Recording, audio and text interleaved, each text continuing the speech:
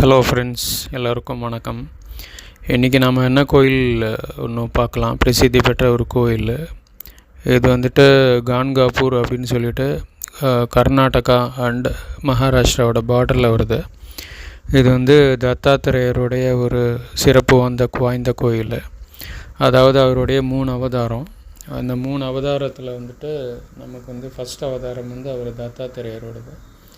2வது அவதாரம் வந்துட்டு ஸ்ரீ பிரபு ஸ்ரீபாத வல்லவர் அப்படின்னு சொல்லிட்டு. 3வது அவதாரம் வந்துட்டு நமக்கு வந்து இவரோடது நரசிம்ம சரஸ்வதி அப்படின்னு சொல்லக்கூடிய வந்து ஒரு அவருடைய அவதாரம். இவர் வந்து இவருடைய மகிமைகள், அற்புதங்கள் 1-2ன்னு சொல்ல முடியாது. ஆதிசங்கரர், ராமானுஜாச்சாரியர், அந்த மாதிரி ஒரு பெரிய மகான்களுடைய இதில் இவரும் ஒன் ஆஃப் த மகான்களாக பார்க்கப்படுறாரு. ஸோ இந்த கோயில் பக்கத்தில் என்னென்னா நமக்கு வந்து ஒரு ஆறு ஓடுது. அதை பற்றி டீட்டெயிலாக சொல்கிறேன். போகுது பீமா நதி வந்துட்டு என்ன சொல்கிறதுனா ஒரு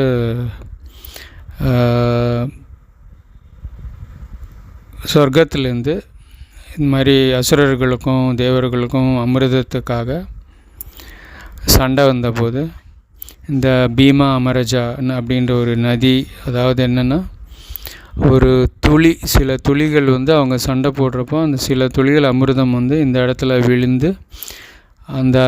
விழுந்ததுனால இது வந்து நதியாக உருவெடுத்ததாகவும் அந்த தலப்புராணம் சொல்லுது. ஸோ அந்த பீமா அமரஜா நதி வந்துட்டு பல பாவங்கள் கங்கை நதிக்கும் மேலாக சொல்லப்படுது. இதில் குளித்தோன்னா வந்துட்டு குளித்து அவருக்கு தத்தாத்திரேயருடைய தரிசனம், அப்புறம் அவருடைய அந்த ஸ்ரீ குரு சரித்திரத்தை பாராயணம் பண்ணி இது பண்ணுறது. அங்கே ஒரு சப்தாகம் சொல்லுவாங்க. ஒரு சப்தாகம்னா ஒரு 7 நாள் அங்கேயே இருந்துட்டு அந்த குரு சரித்திரத்தை நாம் வந்து அங்கேயே படிச்சுட்டு வந்தோன்னா நமக்கு என்னென்ன தேவையான, நமக்கு வாழ்க்கையில் தேவையான அனைத்து அபிலாஷைகளையும் ஆசைகளையும் வேண்டுதல்களையும் சுவாமி வந்து தீர்த்து வைக்கிறதா இங்கே சொல்லப்படுது, நம்பப்படுது. இது நிறைய பேரோட வாழ்க்கையிலையும் இது நடந்திருக்கு. அது மட்டுமே இல்லாமல் இன்னொரு ஸ்பெஷாலிட்டி என்னென்னா வந்துட்டு இங்கே வந்துட்டு இந்த அதாவது ஒரு பேய், பிசாசு, இந்த மாதிரி பில்லி சூன்யம், இந்த மாதிரி மாந்திரிகத்தால் அவஸ்தைப்பட்டுருக்குறவங்க, அஃபெக்ட் ஆனவங்க, அவஸ்தைப்பட்டுருக்கிறவங்க இங்கே வந்துட்டு அவங்க காலடி வச்சாலே வந்துட்டு அந்த இது வந்துட்டு எல்லாருக்கும் அந்த நோய் வந்து அவங்கள விட்டு விலகிடுது அப்படின்னு சொல்கிறாங்க. இது நான் அங்கே ஒரு 7 நாள் இருந்தேன். ஸோ நான் பார்த்த 7 நாள்லேயே நான் கண்கூடாக பார்த்த இது வந்துட்டு நான் உங்களுக்கு எக்ஸ்பிளைன் பண்ணுறேன், ஷேர் பண்ணுறேன். அதாவது காலையில் இந்த கோயில் வந்து விடிகாலையில் 3 மணிக்கு திறக்கிறாங்க.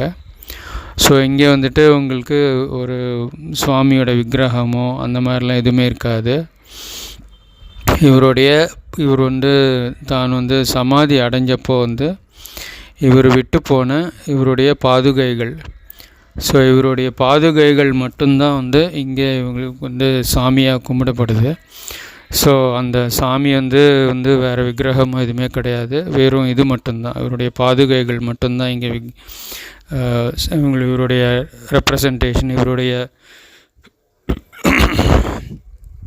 இதுவாக கும்பிடப்படுது.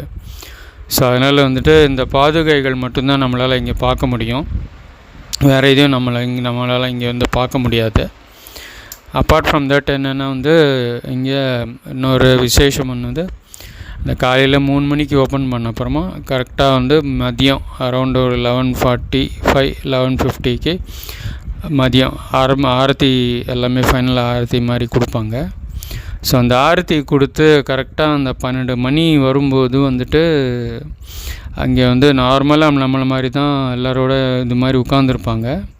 அதாவது இப்போ நான் சொன்னபடி இந்த வேறு விதமான தோஷங்கள், பேய் பிசாசு பிடிச்சவங்கள அப்படி நார்மலாக தான் உட்காந்துருப்பாங்க. கரெக்டாக அந்த 12 மணிக்கு ஆரத்தி எப்போ கொடுத்து ஸ்டார்ட் பண்ணுறாங்களோ அப்போ என்னன்னா அந்த சுவாமி வந்து அந்த கர்ப்ப கிரகத்துலேருந்து வெளியில் வந்து நமக்கு அரூபமாக அருள் பாலிக்கிறார் அப்படின்ட்டு சொல்லப்படுது.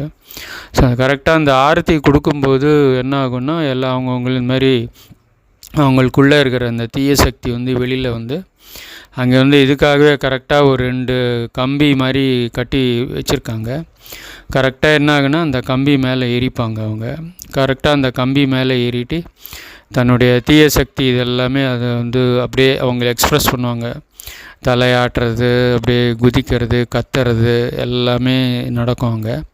அப்புறம் கரெக்டாக ஒரு 15 to 20 மினிட்ஸ் இது நடக்கும். அதனால் அந்த 15 to 20 மினிட்ஸ் அவங்களுக்கு வந்து அவங்களோட உள்ளேருந்து வெளியில் அந்த தீய சக்தி எல்லாமே வெளியில் வரும். அதுக்கப்புறமா 15-20 மினிட்ஸ் அப்புறமா அப்படியே அந்த ஆரத்தி இதெல்லாமே முடிஞ்ச அப்புறமா அப்படியே கரெக்டாக சுவாமி வந்து அந்த வெளியில் வந்துட்டு திரும்ப உள்ளே போகிற வரைக்கும் அவங்களுக்கு அந்த இது இருக்கும். கரெக்டாக அந்த டைமில் தான் வந்துட்டு சுவாமி வந்து இவங்களை இது மாதிரி வெளியில் வந்து இவர்களை எல்லாருமே குணப்படுத்துகிறதா அங்கே சொல்கிறாங்க. அதனால் இங்கே வந்து டெய்லியே அது நடக்கும். ஆனாலும் பௌர்ணமி, அமாவாசை இந்த டைமில் பார்த்தோன்னா நம்ம அந்த எஃபெக்ட் வந்து ரொம்ப அதிகமாகவே இருக்கும் இவங்களுக்குள்ள. ஸோ அந்த எஃபெக்ட் அதிகமாக வந்துட்டு இவங்களுக்கு வெளியில் வந்துட்டு இவங்களுக்கு அந்த க்யூர் பண்ணுறதா சொல்லப்படுது. ஸோ க்யூர் ஆகிறதா சொல்லப்படுது. அதுக்கப்புறம் ஈவினிங் பார்த்தோன்னா திரும்ப ஒரு 4 மணி 5 மணிக்கு திரும்ப நட திறப்பாங்க. நட திறந்துட்டு கரெக்டாக ஒரு 8 மணிக்கு திரும்ப இதே மாதிரி ஒரு ஆரத்தி நடக்கும். திரும்ப அதே மாதிரி ஒரு ஆரத்தி நடக்கும்போது கூட இதே மாதிரி எல்லாமே இந்த மாதிரி அவங்க பேய் பிடிச்சவங்கெல்லாம் வந்து எல்லாமே தங்களுடைய விகார ரூபத்தை விகாரமான சேஷ்டைகள் எல்லாமே செய்கைகள்லாம் செய்கிறது நம்ம பார்க்கலாம். அது ஏன் அப்படின்னா வந்துட்டு அவங்க இது மாதிரி செய்கிறதுனால அவங்ககிட்ட அந்த துஷ்ட சக்திகள்லாம் அவங்ககிட்டேருந்து வெளியில் போகுது அப்படின்ட்டு அங்கே நம்புகிறாங்க. அது கண்கூட நடக்குது, நானும் பார்த்துருக்கேன். அப்புறம் இன்னொரு விசேஷம் என்னென்னா வந்துட்டு அவர் அந்த தன்னுடைய பூத உடலை வந்து ஸ்ரீசைலத்தில் போயிட்டு சமாதி அடைஞ்சதாக சொல்லப்படுது. ஆனால் அவர் கூட ஸ்ரீசைலத்தில் அவர் சமாதி அடைஞ்சப்போ அவர் கூட யாருமே இல்லை, எல்லா சிஷ்யர்களும் இங்கேயே இருக்கணும், என் கூட யாரும் வரக்கூடாது அப்படின்னு சொல்லி நம்ம வந்து குரு சரித்திரத்தில் நம்ம பார்க்கலாம். ஸோ அந்த மாதிரி வந்துட்டு அப்போ என்ன சொல்லிட்டு போயிருக்காருன்னா, இந்த மாதிரி நான் வந்து என்னோடய பூத உடல் இல்லைனாலும் நான் டெய்லி வருவேன், டெய்லி வந்து கரெக்டாக அந்த 12 மணிக்கு வந்து நான் வந்து நீங்கள் கொடுக்குற பிரசாதத்தை நான் ஏற்றுப்பேன் அப்படின்னு சொல்கிறாரு. இங்கே இன்னொரு விசேஷம் என்னென்னா வந்து கரெக்டாக அந்த 12 மணி ஆரத்தி முடிஞ்ச அப்புறமா இங்கே வந்து அந்த அன்னதானம் நடக்கும். அன்னதானம் வந்து அந்த கோயில் பக்கத்திலே வந்து அங்கே இருக்கிற பரம்பரையாக இருக்கிற அந்த குடும்பங்கள், அந்த இவங்க பூஜாரிகள் அவங்க வீட்லேயே செஞ்சு எல்லாருக்கும் கொடுக்குறாங்க. எல்லாமே ஃப்ரீ அது. ஆனால் அந்த இது பண்ணுறதுக்கு நிறைய எக்கச்சக்கமான கூட்டம் வரும் அந்த பிரசாதத்தை வாங்கிறதுக்கு. ஸோ இங்கே வந்து சப்போஸ் நம்ம விரதம் பண்ணி போகிறோம், ஒரு 7 நாள் சப்தாகம் படித்து குரு சரித்திரத்தை படித்து போகிறோம் அப்படின்னா அந்த 7 நாளும் வந்து நாம் இவங்ககிட்ட அந்த 7 நாள் அந்த கரெக்டாக அந்த 12 மணிக்கு முடிஞ்ச அப்புறமா அந்த அன்னதானத்தை வாங்கிட்டு, அது அன்னதானம்னு சொன்னோன்னா அது எப்படின்னா அது வந்து பிக்ஷாடனம் அப்படின்னு சொல்கிறாங்க. ஸோ நம்ம வந்து இந்த 7 நாள் வந்து நாம் வந்து நம்ம பிக்ஷையை எடுக்கிற மாதிரி நம்ம எடுக்கணும். ஸோ அந்த 7 நாள் வந்து நம்ம பிக்ஷை எடுக்கிற மாதிரி இந்த ஒரு இது இருக்குது. அந்த பிக்ஷையை எடுத்து எல்லாம் கொடுக்குற இது வந்து நம்ம வந்து அவங்க வந்து நமக்கு பிக்ஷை கொடுக்குற மாதிரி நம்ம அதை ட்ரீட் பண்ணி வாங்கி சாப்பிட்டோன்னா, அந்த பிரசாதத்தை சாப்பிட்டோன்னா நமக்கும் வந்து நம்மளுடைய நிறைய நிறைவேறாத ஆசைகள் எல்லாமே நிறைவேறும் அப்படின்னு சொல்லப்படுது. ப்ளஸ் வந்து இன்னொரு இது என்னென்னா வந்து நாமளும் கொடுக்கலாம். இந்த 7 நாளும் நாம் வந்து வாங்கிறது மட்டும் இல்லாமல் நாமளே வந்து பக்கத்தில் ஏதோ நம்மளால் முடிஞ்ச ஒரு சின்ன இது நம்மளால் வந்து பெரிய அளவுக்கு முடியல அப்படின்னா கூட அங்கேயே வந்து வாழைப்பழம் விற்கிறாங்க, ஸ்வீட்ஸ் விற்கிறாங்க. நமக்கு என்ன முடியுதோ வாழைப்பழம் வாங்கி மற்ற எல்லா பக்தர்களுக்கு கொடுக்கலாம், ஸ்வீட்ஸ் வாங்கி கொடுக்கலாம், எது வேணாலும் கொடுக்கலாம். கரெக்டாக அந்த டைமில் கரெக்டாக அந்த ஆரத்தி 12 மணிக்கு நடக்கும், உச்சி காலம் 12 மணிக்கு நடக்கும். ஸோ அந்த 12 மணிக்கு வாங்கி நாமளும் மற்றவங்களுக்கும் கொடுக்கலாம், நாமளும் மற்றவங்ககிட்ட இந்த பிக்ஷையை வாங்கி சாப்பிட்லாம். ஸோ இது வந்து ஒரு விசேஷமான ஒரு கோயில். இது வந்து பார்த்து நீங்களும் வாழ்க்கையில் ஒரு முறையாவது நம்ம வந்து போக வேண்டிய ஒரு முக்கியமான ஒரு கோயில் இது. ஸோ நீங்களும் ஒரு வாட்டி போயிட்டு அங்கே எங்கே தங்கணும் அப்படின்னு பார்த்தீங்கன்னா, அங்கே வந்து அவதூத் ஆசிரமம் அப்படின்ட்டு ஒன்று இருக்குது. அந்த கோயிலோட அந்த டீட்டெயில்ஸு, ஃபோன் நம்பர் எல்லாமே நான் டிஸ்கிரிப்ஷனில் தரேன்.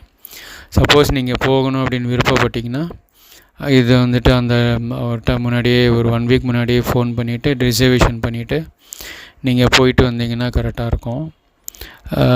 அது மட்டுமே இல்லாமல் பக்கத்தில் வந்துட்டு சனி பகவானோட ஒரு கோயில் ஒன்று இருக்குது. ஸோ ஒரு பிளாக் கலரில் நான் அந்த ஒரு ஃபோட்டோ ஒன்று அட்டாச் பண்ணியிருக்கேன்.